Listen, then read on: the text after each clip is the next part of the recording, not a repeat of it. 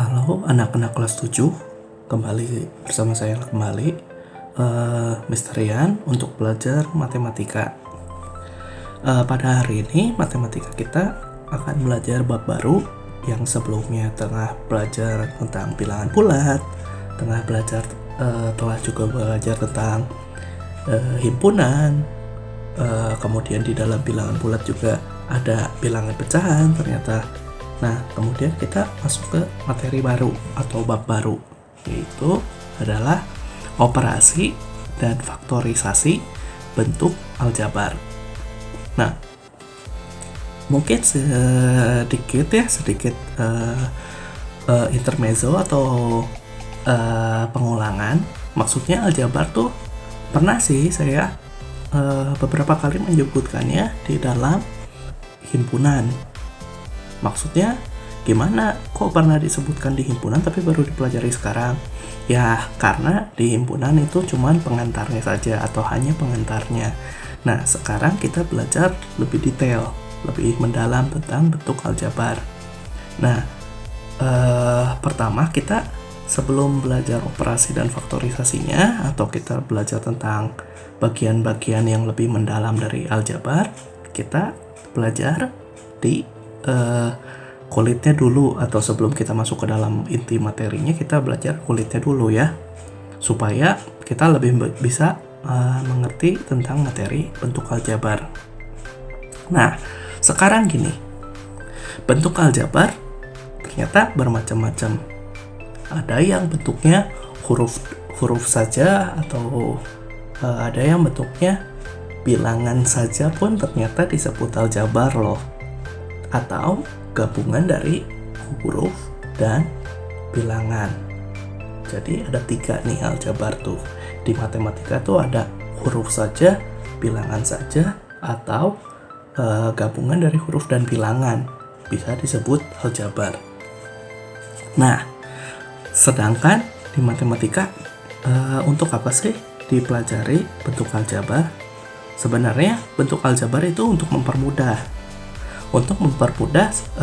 pemisalan, atau kita memisalkan sesuatu dalam bentuk matematika, atau misalnya suatu bilangan yang kita misalkan ke dalam suatu huruf, atau kebalikannya suatu huruf yang melambangkan bilangan tertentu gitu.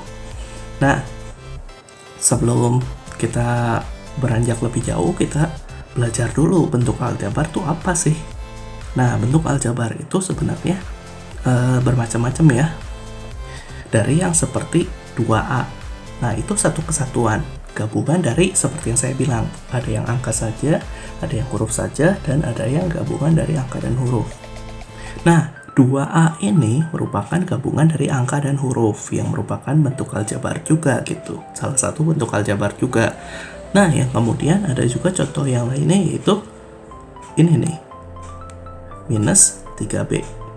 Minus 3B, bilangan bulat negatif yang bergabung dengan hurufnya B. Ketika mereka saling menempel satu sama lain, itu juga bisa disebut aljabar. Kemudian ada juga 7XY. 7XY berarti pergabungan antara satu angka dan 2 huruf. Jadi nggak setiap kali hurufnya hanya satu dan gabungannya ternyata dengan satu angka gitu. Tidak setiap kali, kadang-kadang ada yang satu angka 4 huruf, atau misalnya satu angka bisa juga sampai beberapa huruf gitu, bisa lebih dari satu gitu ya. Nah kemudian juga ternyata ada bentuk pangkat di sini, 2x kuadrat. Nah, maksudnya 12x kuadrat. Nah, di sini 12x kuadrat, 12-nya itu melambangkan suatu angka. Sedangkan x kuadrat ini melambangkan variabel. Nah, di sini kita mengenal bentuk variabel atau bentuk huruf yang disebut sebagai variabel di matematika gitu. Jadi kalau di aljabar ada bentuk huruf seperti ini, kita menyebutnya bukan huruf lagi, tapi kita menyebutnya aljabar bentuknya variabel. Nah, maksudnya adalah 12-nya ini emang benar kita sebut angka, tapi x kuadratnya ini kita sebut sebagai variabel. Cukup x kuadratnya. Ya, yang sebelumnya juga sama. A itu variabel, B itu variabel, XY juga variabel. Ya, khusus tentang huruf-huruf saja kita sebutnya ada sebutannya sendiri, yaitu variabel. Khusus huruf-hurufnya saja. Nah, ini pun satu bentuk variabel, satu kesatuan, maksudnya satu kesatuan bentuk aljabar, tapi M-nya itu merupakan perwakilan dari bentuk variabel, seperti itu. Dan ini pun kalau misalnya bentuk operasi hitung biasa ya, atau bentuk aljabar biasa pada umumnya bisa aja bentuknya kayak operasi hitung seperti ini gitu. 8P, P itu variabel, Q juga variabel, negatif 8 yang dikurangi 5Q. Ya, sama pembacaannya sebenarnya dengan bilangan bulat, jadi jangan sampai bingung. Sebenarnya mah sama aja dengan bilangan bulat, tapi jangan sampai bingung dan jangan sampai ketukar mana itu variabel, mana itu angka gitu. Nah, kemudian juga ada kayak bentuk penjumlahan dan pengurangannya gitu, tapi kita tidak fokus untuk mengoperasikannya di sini ya, belum mengoperasikannya. Jadi kita belum berhak untuk menambahkan atau mengurangkan di sini. Kita hanya mengenal bentuknya saja. Nah, sekarang bentuknya 4x ditambah 2y dikurangi 8. Nah, di sini ada x dan y itu merupakan bentuk dari variabel gitu yang terkait dengan operasi hitung gitu ya. Jadi ternyata dia bisa aja nggak berdiri sendiri gitu, bisa aja dia membentuk suatu operasi hitung gitu ya, tapi tetap aja karena ada huruf, ada angka, dan ada pergabungannya dia disebut aljabar gitu. Nah, kemudian ya kita belajar tentang kalau misalnya aljabar tuh ternyata ada beberapa jenis gitu ya. Contohnya kalau misalnya kita lihat ini, kalau misalnya tadi dilihat di contohnya di sini ada 2A gitu. Nah, ini tuh bentuk aljabar. Bentuk aljabar yang terdiri dari variabel A. Jadi variabelnya itu A. Variabelnya itu A ya. Jadi terdiri dari variabel A. Meskipun di sini disebutnya bentuk aljabar, tapi dia ada bisa didefinisikan bawah-bawahnya gitu ya. Nah, 2A itu bentuk aljabar dengan variabelnya itu A dan koefisien. Nah, koefisien dari variabel A adalah 2 gitu. Jadi maksudnya koefisien dari variabel A itu angka yang ada di depan A gitu ya. Jadi koefisien itu angka yang ada di depan A. Ya kalau misalnya contohnya kayak gini, contohnya yang lain gitu ya, negatif 3x.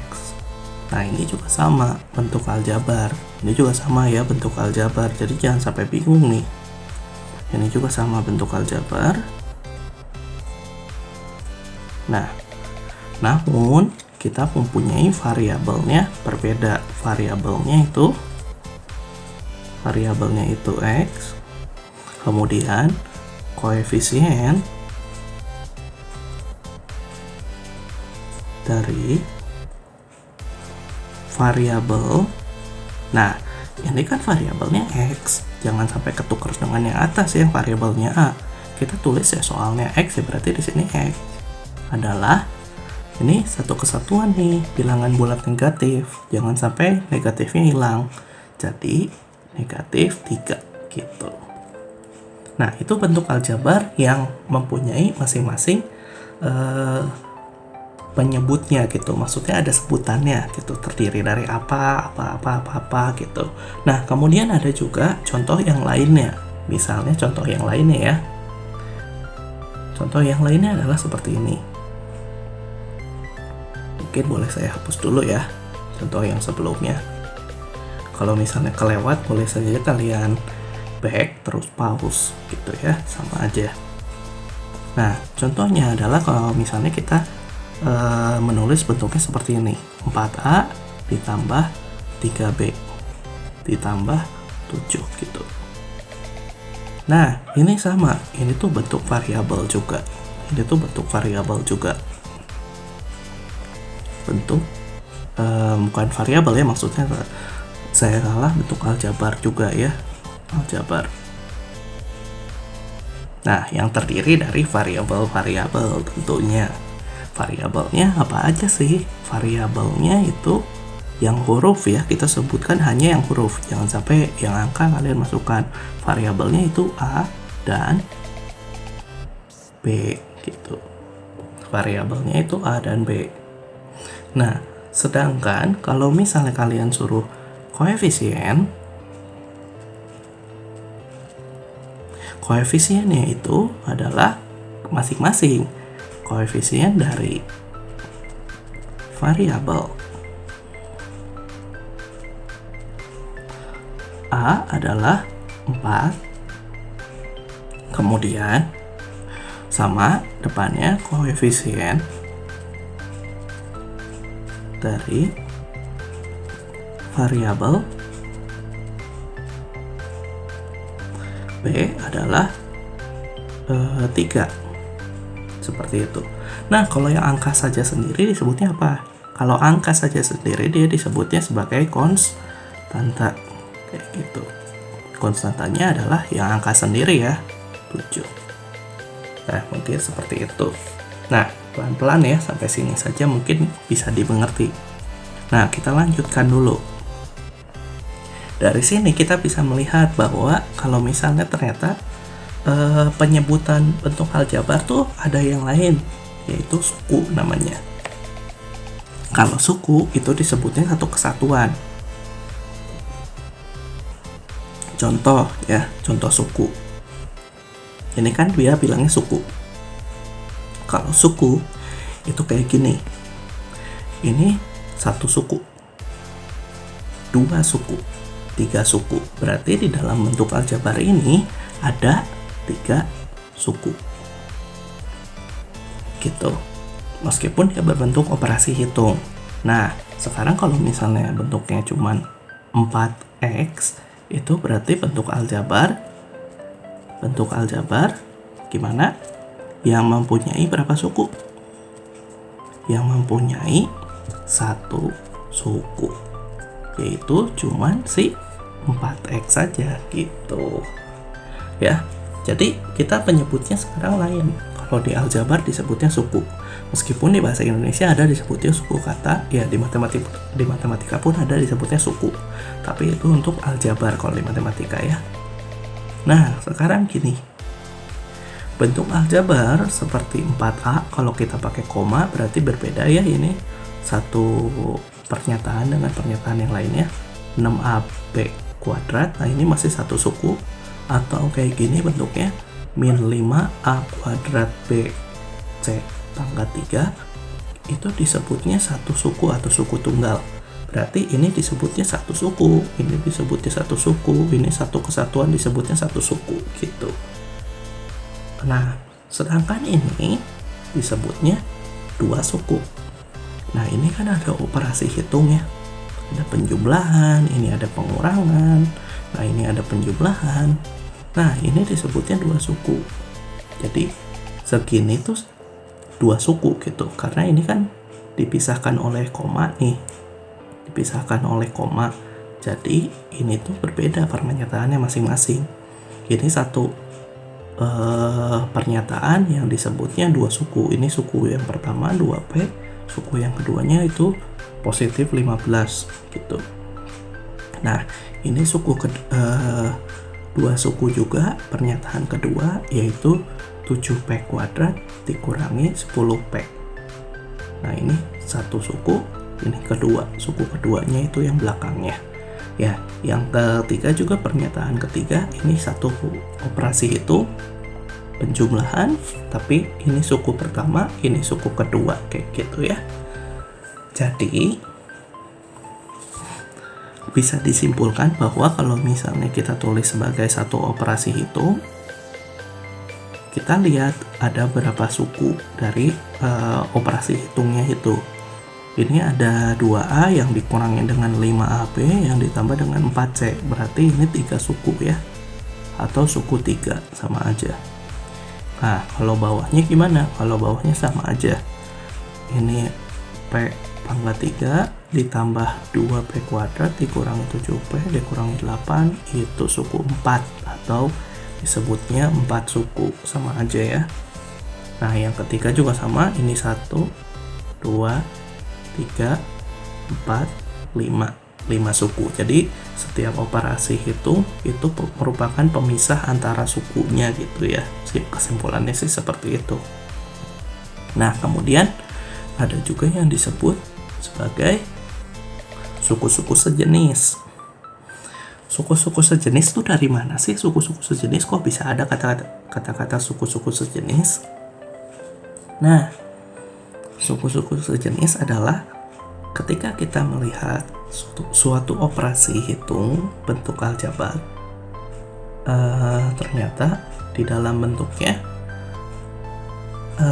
ada variabel yang sama persis.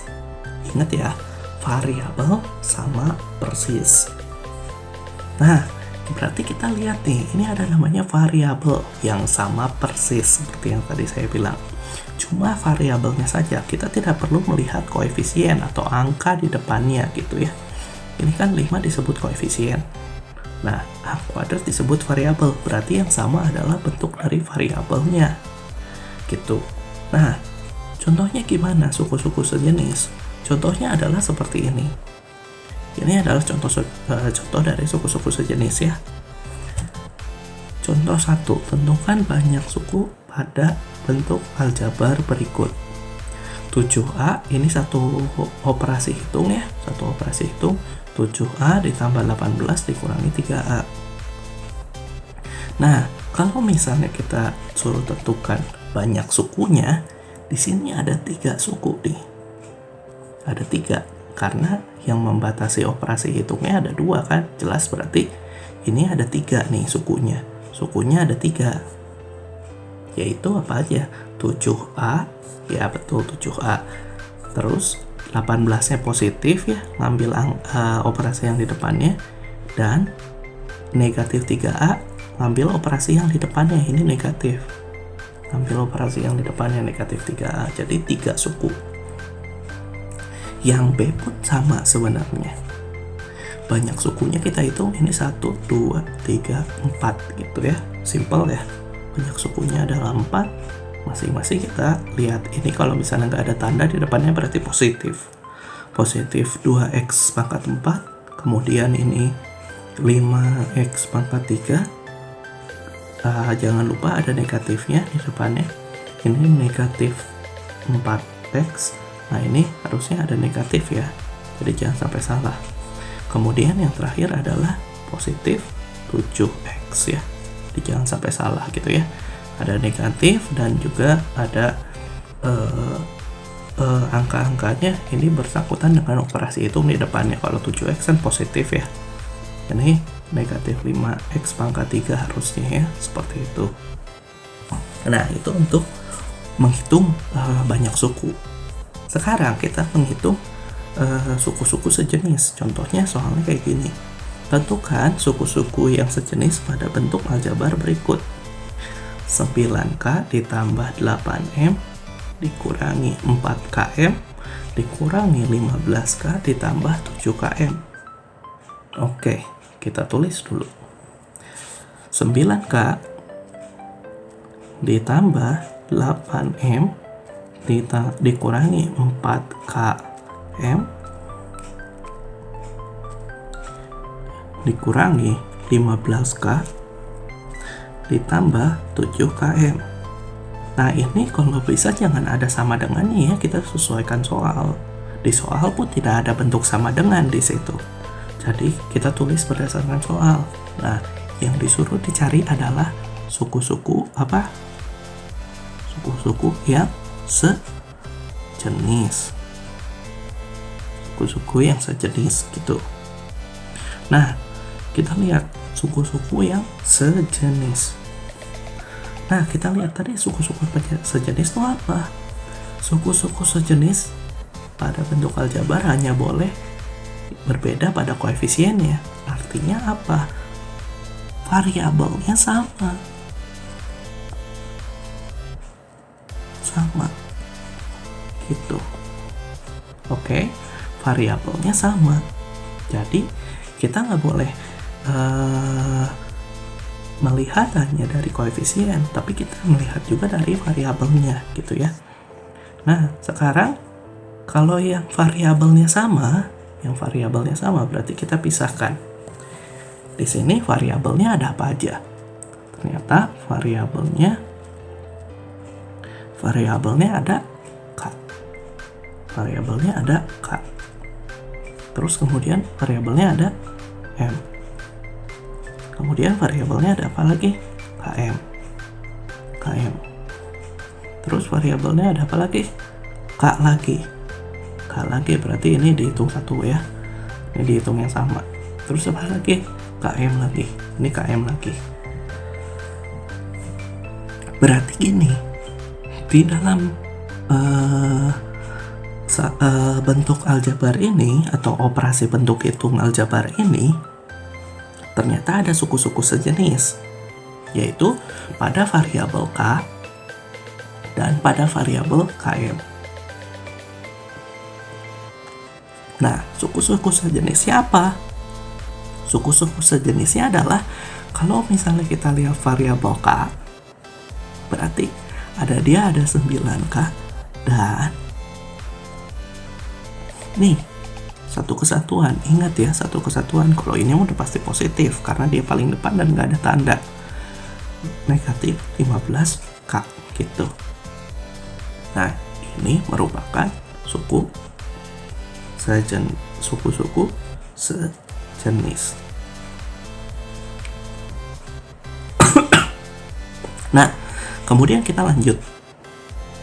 Ternyata tadi satu lagi ada KM. Nah, yang KM juga kita lihat. Yang KM itu negatif 4 km dan positif 7 km. Negatif 4 km dan 7 atau positif 7 km. Positifnya tidak usah ditulis. Nah, ini juga sama, disebutnya suku-suku sejenis. Nah, di sini boleh kalian singkat ya, suku-sukunya boleh kalian tulis kayak gini, nggak apa-apa. Asal kalian mengerti konsepnya bahwa itu merupakan suku-suku sejenis. Nah, seperti ini. Kalau suku-suku sejenis itu dituliskan dengan pakai dan satu kesatuan gitu ya. Jangan sampai kebalik ya. Nah, sekarang kita pun ternyata dari bentuk aljabar sebelumnya kita belajar suku-suku, kita belajar penyebut-penyebutnya, ada variabel konstanta sama koefisien, terus ada suku 1, suku 2, suku 3, terus ada bermacam-macam ya, ada suku-suku sejenis juga gitu. Ternyata dia masih berlanjutnya sampai dengan yang ini nih, operasi hitung pada bentuk aljabar. Nah, kalau operasi hitung pada bentuk aljabar ya seperti tadi. Ternyata kita bisa mengoperasikan. Sekarang kita bisa mengoperasikan bentuk aljabar. Ya, saya tahu pelan-pelan ya, pelan-pelan. Operasi hitung pada bentuk aljabar, kita belajar dulu tentang penjumlahan dan pengurangan. Ya, penjumlahan dan pengurangan. Nah, bentuknya bentuk aljabar tetap. Nah, untuk menentukan hasil penjumlahan atau hasil pengurangan pada bentuk aljabar, perlu diperhatikan hal-hal berikut. Jadi, ternyata kalau kita belajar bentuk aljabar, terus kita pengen belajar operasi hitungnya, penjumlahan dan pengurangan, ternyata ada syaratnya yang harus ditempuh, yaitu pertama, suku-sukunya harus sejenis. Jadi kalau misalnya penjumlahan ataupun pengurangan, dia itu hanya bisa dilakukan oleh suku-suku yang sejenis. Kalau tidak ada yang sejenis, maka ya udah, itu merupakan hasil akhir, tidak perlu dioperasikan lagi.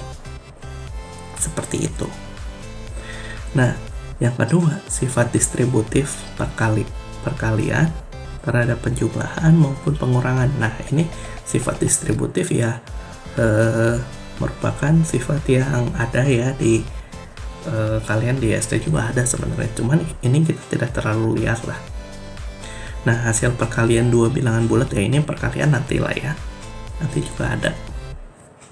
Kalau perkalian kita lihat nanti saja terakhir. Yang penting kita tahu bahwa ini yang satu tuh yang paling penting ya, suku-suku sejenis. Kita hanya bisa melakukan operasi tambah kurang di suku-suku yang sejenis. Jadi kita kelompokkan dulu si suku-sukunya. Ingat, dikelompokkan terlebih dahulu suku-sukunya. Oke. Mungkin kita bisa lihat. Nih, hasil penjumlahan maupun pengurangan pada bentuk aljabar dapat disederhanakan dengan cara mengelompokkan dan menyederhanakan suku-suku yang sejenis. Nah, seperti yang tadi saya bilang, kita kelompokkan baru kita bisa operasikan kalau suku-sukunya sejenis. Kalau tidak, berarti ya sudah tidak bisa dioperasikan atau itu udah merupakan hasil akhir ya. Bukan dari, kalau misalnya dia nggak ada suku-suku yang sejenis, dia berbeda semua, berarti tidak perlu dioperasikan. Dia sudah pasti merupakan hasil akhir dari operasi bentuk aljabarnya gitu ya, tidak perlu dihitung lagi. Oke, nah kita coba selanjutnya. Tentukan jumlah dari, nah ini 12x kuadrat ditambah dikurang 9x ditambah 6. Nah, ini merupakan satu kesatuan bentuk aljabar. Jadi kalau misalnya saya tulis 12x kuadrat, kemudian gimana? Dikurangi 9x ditambah ditambah 6. Kemudian gimana? Kan disuruhnya jumlah dari 12x kuadrat dikurangi 9x ditambah 6. Dan berarti di sini ada dan. Kita tulis lagi aja nggak apa-apa. Negatif 7x kuadrat negatif 7x kuadrat ditambah 8x dikurang 14. Katanya suruh penjumlahan nih. Berarti di sini suruh penjumlahan terus sama dengan berapa gitu ya. Oke, kita pelan-pelan dulu. Nah, ini kita bisa ganti kata dan dengan si operasi hitung yang diinginkan. Berarti ini tuh sebenarnya 12x kuadrat dikurangi 9x ditambah 6 ditambah, kan ini dannya kita ganti ya, dannya kita ganti gitu. Nah, ini harus dalam kurung minus 7x kuadrat ditambah 8x dikurangi 14 sama dengan, nah ini tutup kurungnya jangan lupa, hati-hati gitu. Oke, setelah kita ganti sesuai dengan apa yang dimau soal, katanya penjumlahan. Nah, sekarang gini, ternyata muncul kurung di sini atau tanda kurung di situ ya. Nah, setelah muncul tanda kurung di situ, berarti yang perlu kita lakukan selanjutnya adalah kita buka kurungnya. Nah, gini, sekarang kan bentuknya penjumlahan ya. Betul? Ini penjumlahan nih, diperhatikan nih, ini penjumlahan. Kalau bentuk penjumlahan, maka yang terjadi adalah kita boleh membuka kurungnya, dan tidak ada perubahan di dalam bentuk aljabarnya. Tidak ada perubahan. Jadi 12x kuadrat negatif 9x ditambah 6 ditambah, nah ini negatif 7x kuadrat, ini tetap dalam kurung karena ini tandanya negatif ya, positif ditambah 8x negatif, nah ini negatif 14 gitu. Nah ini mah tetap turun ya tambahnya. Nah sekarang kita pakai cara pertama, kita kelompokkan yang sejenis, suku-suku yang sejenis. Oke, ini x kuadrat, variabel x kuadrat sejenis dengan yang x kuadrat, berarti 12x kuadrat ini operasinya tetap ditambah negatif 7x kuadrat. Nah, itu satu yang sejenis. Kemudian lanjut lagi. Ini x, variabel x. Ini juga variabel x. Berarti ini dua sejenis. Negatif, ya ini satu kesatuan 9x. Nah ini ditambah 8x. Sampai di situ aman ya.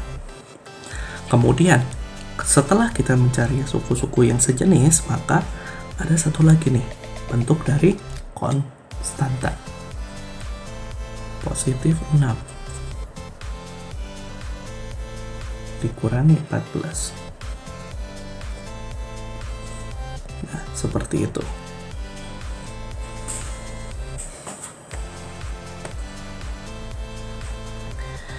Ketika kita menemukan soal yang seperti ini, jangan bingung ya, karena kita pelan-pelan menjumlahkannya, pelan-pelan.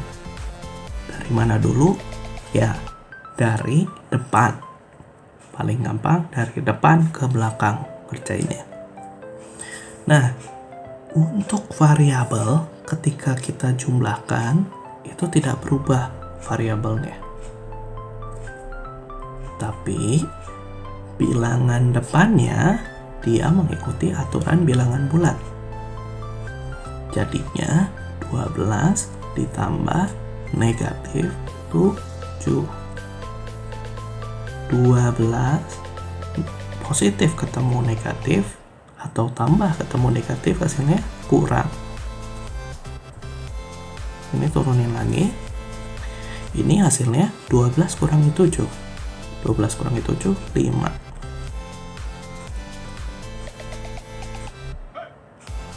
Sama dengan yang bagian ke belakangnya. Negatif 9 ditambah 8. X-nya tetap. Nah, ini negatif 9 ditambah 8. Utang 9 dibayar 8. Berarti utang 1X. Nah, biasanya 1X itu tidak ditulis angka satunya. Jadinya cuman seperti ini. Paham ya? Pelan-pelan aja. Kalau misalnya masih belum ngerti, ya tinggal di rewind aja atau diputar ulang ya. Nah, kemudian ini konstanta. Konstanta itu yang paling mudah ya. Positif 6 dikurangi 14. Bayar 6, utangnya 14. Berarti dia masih banyak utang. Berarti masih utang 8. Gitu ya. Berarti kita turunkan. Berarti ini hasilnya tuh 5x kuadrat dikurangi x dikurangi 8. Nah ini hasil akhirnya. Seperti itu.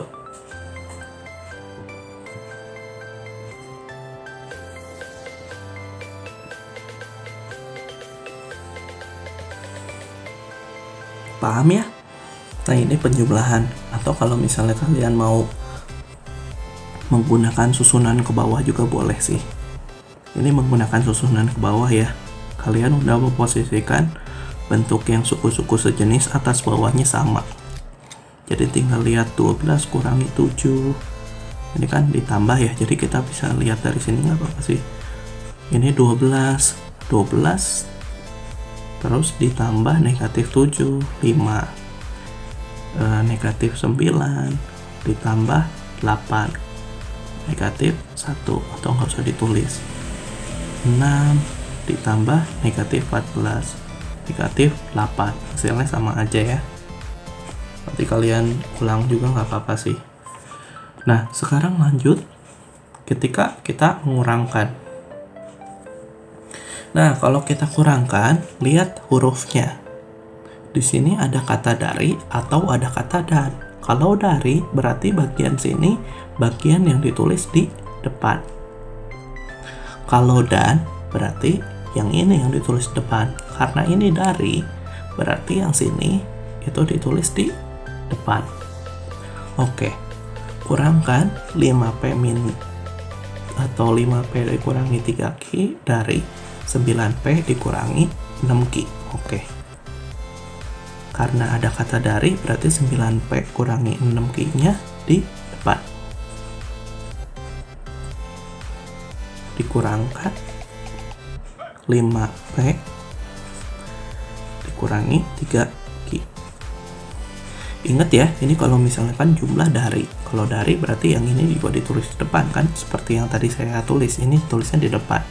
Kalau katanya darinya ternyata di kedua, nah ini darinya di kedua berarti yang di sini itu yang di depan, yang di kedua itu di depan, gitu ya. Nah, bentuknya seperti ini. Tapi jangan lupa apa? Ada kurung. Iya, jangan lupa itu ada kurung ya.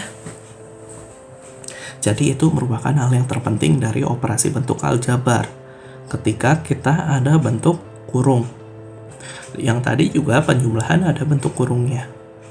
Ketika tidak ada di soal, meskipun dia tidak ada di soal, kita harus inisiatif menambahkan kurung sendiri ya.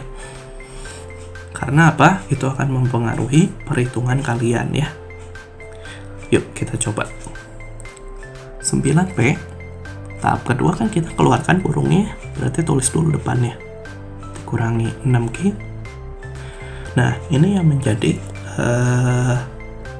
kesulitan tersendiri ketika kita bertemu pengurangan di bentuk aljabar, karena tanda yang di dalam kurung itu berpengaruh.